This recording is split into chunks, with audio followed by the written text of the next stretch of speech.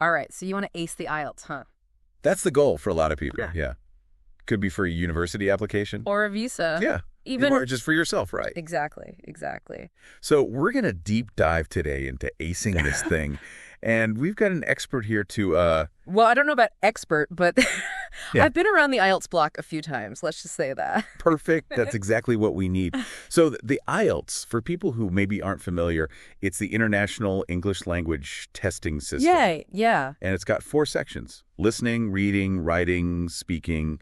I think a lot of people get kind of tripped up by that listening section. It's one thing to, be okay with English. Right. But when you've got all those different accents coming at you. Oh, it can be a real challenge. Yeah. You might be great with American English, but then you hear a thick Scottish accent and you're like, wait, what? Totally. And it's fast, too, right? Like, they're not slowing down for you. No, they are not. So what do we do? What's a good strategy for that? Well, I think one of the best things you can do is just immerse yourself in as much diverse English as possible. Like, what does that look like, practically speaking? So listen to podcasts, watch movies. Oh, movies are a good one. Yeah. And here's a trick. Start with the subtitles on. So you can kind of get the gist of what they're saying, then turn those subtitles off and just really focus on the sounds. Oh, that's smart. Yeah, you'll start to pick up on those nuances of different accents and how words are pronounced. Like a workout for your ears, basically. Exactly. And another technique I really like is called shadowing. Shadowing? What's that? So you listen to a native speaker and you basically repeat what they're saying, trying to match their pace and intonation. It's almost like you're their echo. So you're working on your listening and speaking at the same time. You got it. And it really forces you to pay attention to those subtle details of pronunciation. That's really cool. And I guess, nothing can really replace just doing actual IELTS listening practice tests, right? Oh, absolutely. That's key. Get familiar with the format, the timing, the types of questions they ask. It'll make a huge difference on test day. Okay, so that's listening. What about reading? We've got 3 pretty long passages to get through in the reading section under time pressure. It's definitely a challenge, especially if you're not used to reading academic texts or, more complex writing in English. Right. Time management is key here. Absolutely. And that means, being able to skim and scan effectively. So, like, skimming for the main idea and then scanning for those specific details you need to answer the questions. Exactly. And again, just like with listening, the more you read in English, the better. So what, like newspapers? Newspapers are great, magazines, novels, even academic journals if you can handle it. I feel like a lot of people get tripped up on those true, false, not given questions. Oh, yeah, those can be tricky. Yeah. Those really test your ability to understand what the text is actually saying versus what it might imply. Yeah. I remember when I was first prepping for the IELTS. Yeah. Those questions really threw me for a loop. So what's like the trick there? How do you approach them? Well, you got to read carefully, of course. Right. But the key is to look for specific evidence within the text that supports or contradicts the statement in the question. So it's really about close reading. Exactly. Yeah. If you can't find that direct link, then it's probably not given. Okay, that makes sense. So lots of practice with those. Oh, definitely. And again, practice tests are your best friend here. All right, we've got listening, we've got reading. Let's tackle the one that I think a lot of people dread. Oh, you. Writing. Uh-huh. Yeah. A lot of people see the writing section and they just freeze up. I get it. It's intimidating. You've got task 1 where you're describing visuals like graphs or charts, and then task 2, which is the big essay. Yeah. 2 very different skills right there. Definitely. For task 1, the key is to be clear, concise, and objective. So it's not just about describing what you see. Right. It's about analyzing the data, highlighting trends, making comparisons. You need to show the examiner you can interpret information from a visual. That's interesting. So it's almost like a mini data analysis project. Yeah, exactly. Which is, a useful skill in itself, I guess. Oh, absolutely. It's something you can use in so many different areas of life. Now for task 2, the essay. Yes, the essay. Mm-hmm. A lot of people get really hung up on vocabulary for this one. Oh, yeah. Feeling like they need to use all those fancy words. It's tempting to try and impress the examiner with big words, but honestly, clarity and coherence are much more important. So what's more important, like a wide vocabulary or a strong structure to our essay? Structure is definitely key. You want a clear introduction. Right. Well-developed body paragraphs that support your main points. Yeah. And a strong conclusion that summarizes your argument. Yeah. If you have that solid structure in place, The vocabulary will kind of fall into place naturally. And I know we've talked about this before, but looking at those Band 9 essays, those top-scoring essays, Oh, yeah, that can be super helpful. yeah, what can we learn from them? Well, you can see how they structure their arguments, how they use evidence, how they transition between ideas. It's like a masterclass in IELTS writing.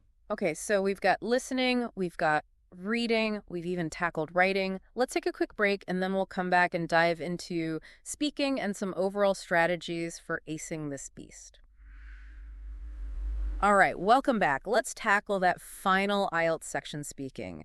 This one, I think, is where a lot of people get the most nervous, right? Oh, for sure, for sure. I mean, you're face-to-face with an examiner. Yeah, it's like a performance almost. It is. And you're being judged on your fluency, your vocabulary, your pronunciation, everything. It can be a lot. So how do we calm those nerves and just let our English skills shine? Well, the first thing is, practice, practice, practice. Right. The more you practice speaking in English, The more comfortable you get. exactly, and the less intimidating that speaking test will feel. So, like, what kind of practice are we talking about here? Well, it can be anything, really. Talk to your friends in English. If you can, watch English movies or TV shows and try to repeat what you hear. Oh, like shadowing, almost. Exactly.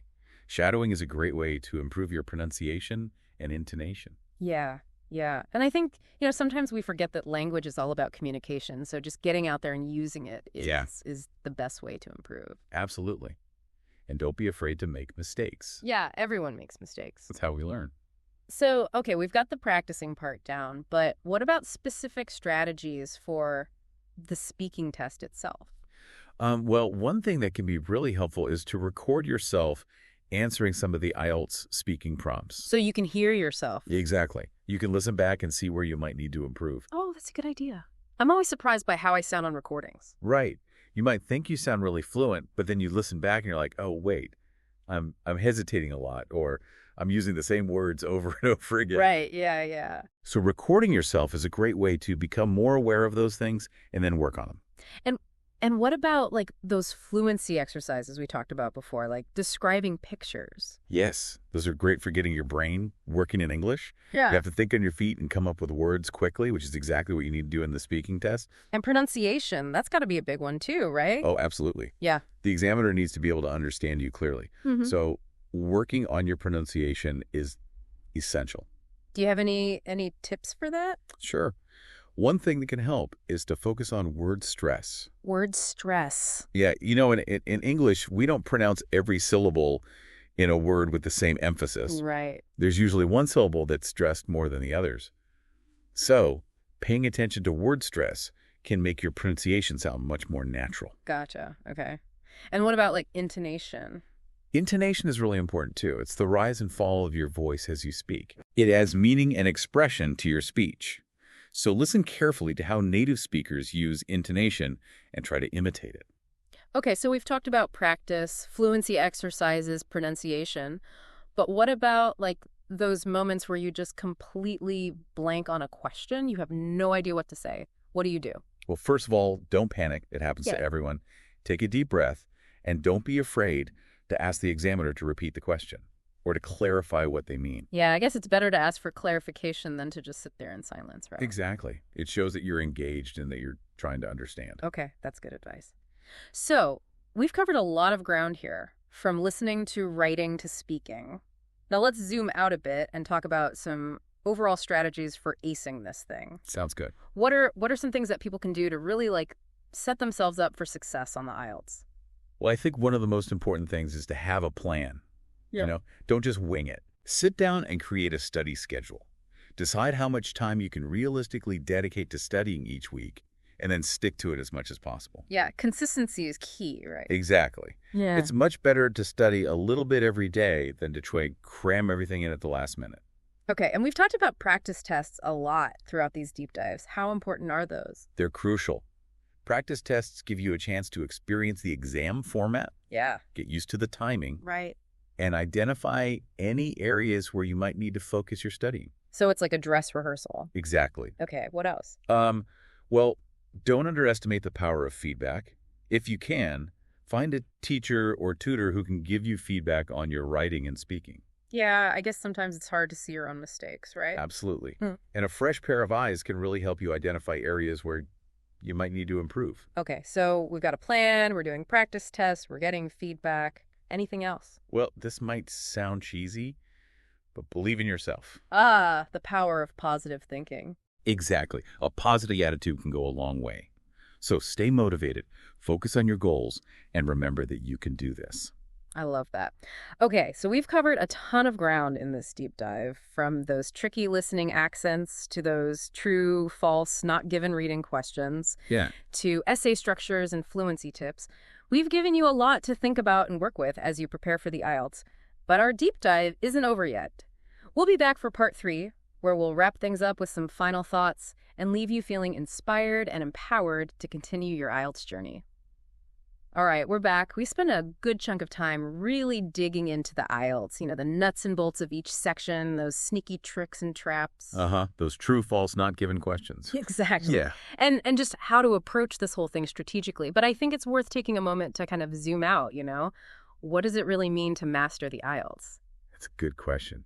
It's about more than just getting a score, right? Right. It's about unlocking opportunities. Yeah, exactly. It's about being able to communicate effectively in English in a world that's increasingly interconnected. And let's be real, a good IELTS score can open a lot of doors. Oh, absolutely. Whether it's getting into that dream university abroad, Yeah. landing that amazing job opportunity overseas, or even, making a big life change like immigrating to a new country. It's all on the table. It's a powerful tool to have in your arsenal.